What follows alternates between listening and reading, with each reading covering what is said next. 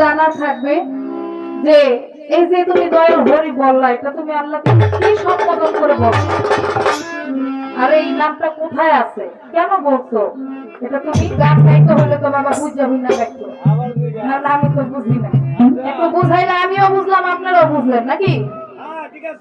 তো যাই হোক, কর্তাপক্ষের পক্ষ থেকে আমাদের যে একটু ভারী গান গাইবো, আমি ভারী গান পারি না, যেমন পারি দু একটা গাই, দেখি আপনাদের ভালো লাগে নাকি।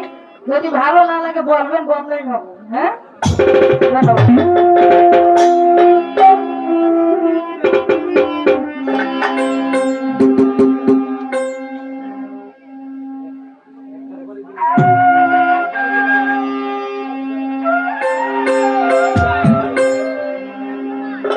ভিখারি দুয়ারি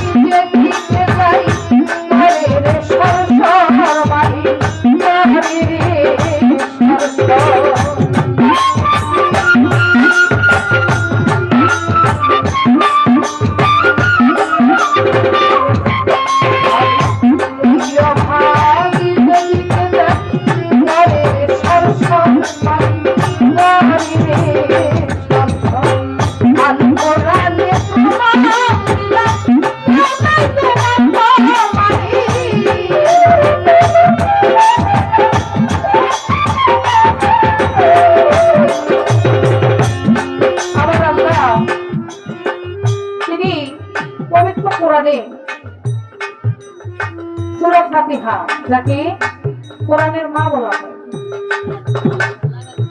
এই সূরার মধ্যে একটা আয়াত আছে, মালিকি ইয়াউমিদ্দিন, অর্থাৎ আমার আল্লাহ তিনি কি বিচারদিনের মালিক, তিনি এই সারা জাহানের মালিক, তিনি সেই বিচারদিনের স্বামী। তিনি আল কোরআনে বলেছে যে তিনি সবার মালিক, সেই বিচারদিনের তিনি স্বামী। এখানে গানের মধ্যে বলা হয়েছে ভিখারি দুয়ারে খাড়া, আল্লাহর দরবারে আমরা সকলে কি ভিক্ষুক না বাবা? ভিক্ষুকের ন্যায় সবাই আল্লাহর কাছে করজোড়ে সকলে কি করি, মিনতি করি। ভিখারি দুয়ারে খাড়া, ভিক্ষা দিয়ে বিদায় করো। ক্ষুধার ভিখারি বললে, এখানে ক্ষুধা বলতে কি বুঝেছো? যে হে মালিক, সেই প্রথম যখন দুনিয়াতে আসলাম, আসার সময় বলে এসেছি যে তোমার কর্ম ছাড়া আমি দুনিয়াতে এসে কিছু করবো না। কিন্তু দুনিয়াতে আইসাই দুনিয়ার মধ্যে সংসার মায়া জলে জড়াইয়া আমি আমার সেই মালিককেই ভুলে গেছি। আমার কাছে জড়জড়িত এই শরীর, এই দেহ, আমার কর্ম কোনটাই ভালো না। আমি তোমার কাছে দয়া ভিক্ষা চাই। তুমি যদি আমারে পার না করো, তাহলে তো তোমারও বদনাম। কি সন্তানের যদি বাবা দোষ হয়, বাবা মার বদনাম হয় না? হয় না? তো এটাই বলছে যে হে মালিক, যদি সেদিন আমি পার না হইতে পারি, ক্ষুধায় যদি ভিখারি মরে, তাহলে তো কলঙ্ক তোমারও হবে। এজন্য বলছে আলে কোরআনে প্রমাণ দিলে আমি তোমার মারি।